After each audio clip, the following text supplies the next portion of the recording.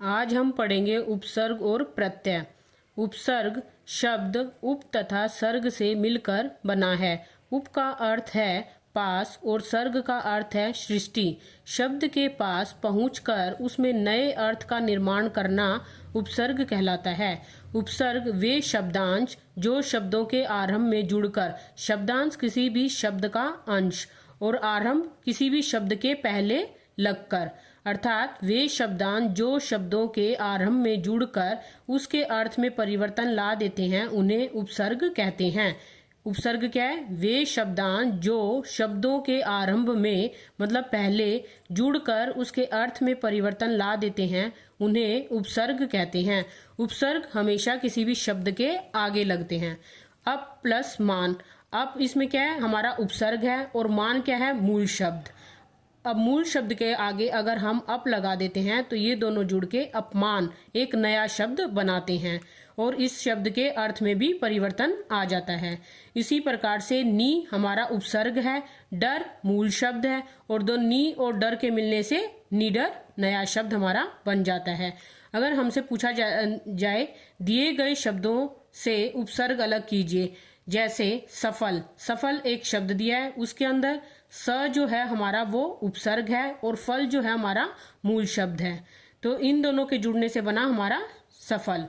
उपसर्ग जो है वो किसी भी शब्द के मूल शब्द के आगे लगता है और मूल शब्द का भी अपना एक अर्थ होता है और उपसर्ग के लगने से उस शब्द में का नया निर्माण होता है। प्रत्यय ऐसे शब्दांश जो किसी शब्द के अंत में लगकर उस शब्द के अर्थ में परिवर्तन अथवा विशेषता उत्पन्न कर देते हैं, उन्हें प्रत्यय कहते हैं। प्रत्यय ऐसे शब्दांश जो किसी भी शब्द के अंत में लगकर, जैसे हमने ऊपर क्या था, उपसर्ग क्या था हमारा, किसी वह शब्दांश जो किसी भी शब्द के आरंभ में लगकर, और प्रत्यय वे शब्दांश मतलब किसी भी शब्द का अंश जो किसी भी शब्द के अंत में, उपसर्ग हमारा पहले लग रहा था किसी भी शब्द के और प्रत्यय हमारा किसी भी शब्द के अंत में लगकर उस शब्द के अर्थ में परिवर्तन ला दे या विशेषता उत्पन्न कर देते हैं, उन्हें प्रत्यय कहते हैं। अतः उपसर्ग शब्द के पहले जुड़ता है जबकि प्रत्यय शब्द के अंत में जोड़ा जाता है। जैसे बलवान, इसमें बल जो है वो हमारा मूल शब्द है और वान जो है वो हमारा प्रत्यय है। तो प्रत्यय मतलब किसी भी शब्द के पीछे जो शब्दांश लगता है उसे हम प्रत्यय कहते हैं।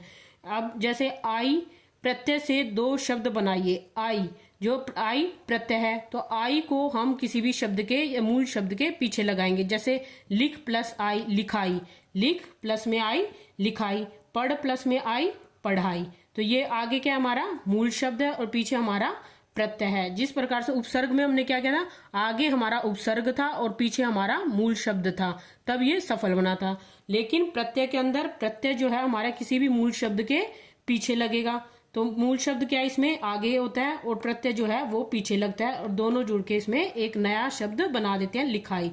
लिख प्लस में आई लिखाई।